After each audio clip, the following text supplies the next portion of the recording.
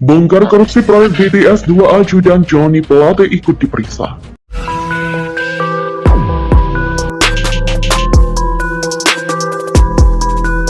Kita menunggu sekarang penyelidikan dari Kejaksaan Agung, apakah ada aliran dana ke partai.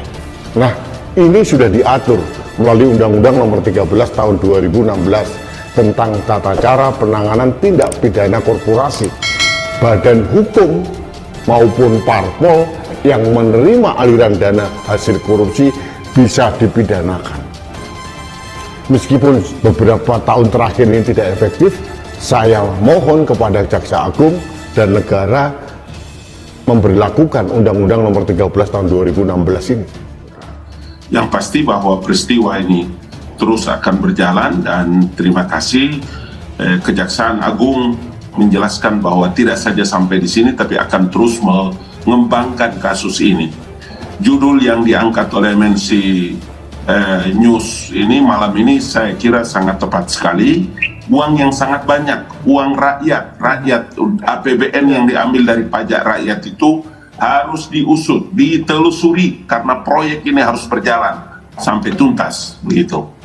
Si menteri dari Nasdem ini, Johnny F. Plate, sekjen dari Partai Nasdem ini, gagal melakukan proyek pengadaan tower BTS yang memakan dana 8 triliun. Tapi Johnny F. Plate bisa membangun tower Nasdem dalam waktu yang sangat singkat sekali. Pertanyaannya, itu dana tower Nasdem datang dari mana? Itu perlu diaudit oleh Kejaksaan, KPK, dan BPK.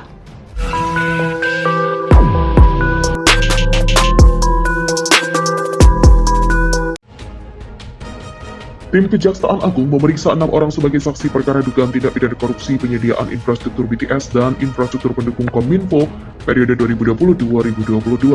BPKP menaksir kerugian keuangan negara dalam kasus ini mencapai 8,03 triliun. Hal itu dibenarkan oleh Kapus Penkum Kejagung RI Ketut Sumedana. Ketut merincikan ke-6 saksi yang diperiksa, yakni MFM selaku divisi Last Mile dan juga Bahaul Bakti, AW dan NN selaku ajudan Menteri Komunikasi dan Informatika, ES selaku Senior Manager Sales PT Aplika Nusa Lintas Sarta 1, selaku Direktur PT JIG Nusantara Persada, dan BAA selaku Direktur PT Sarana Global Indonesia.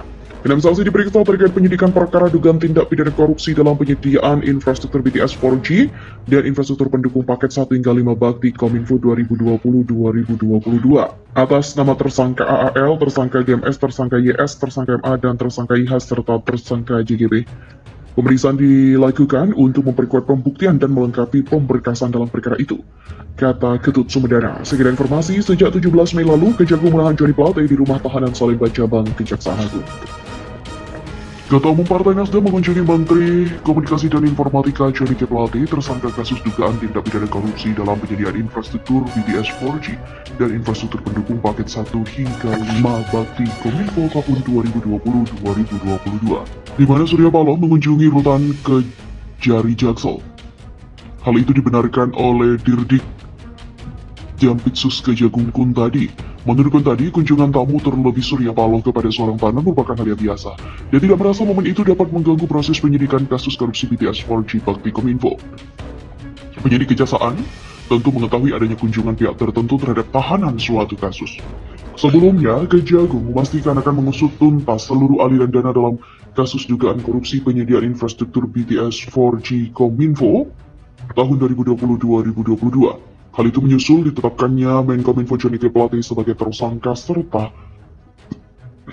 tersangka baru terkait TPPU, yakni Windy Purnama. Jampitsus Kejagung Febri Ardiansyah menyampaikan pihaknya tengah berupaya menelusuri aliran dana kasus korupsi BTS 4G Bakti Kominfo lewat kerjasama antar instansi dan juga lembaga. Febri enggan membeberkan lebih jauh, khususnya informasi yang menyangkut materi penyelidikan dan penyidikan. Namun dia menegaskan Kejagung akan menggelar setiap pihak yang terlibat dalam kasus korupsi BTS 4G Bakti Kominfo. Adapun terkait isu masuknya dana korupsi BTS 4G bakti Kominfo ke partai politik, lingkungan DPR hingga individu lainnya. Febri menyatakan agar publik menunggu hasil dari kerjasama antara Kejagung dan PPATK dalam upaya penelusuran aliran dana perkara itu. Diketahui viral di sosmed skema konsorsium dan juga sosok yang diduga turut terlibat bersama tersangka Johnny G. Plate selaku Menkominfo dalam kasus penyediaan infrastruktur BTS 4G Kominfo tahun 2020-2022. Terkait hal itu, Kejagung memastikan untuk mendalami setiap informasi yang ada termasuk yang ramai di medsos.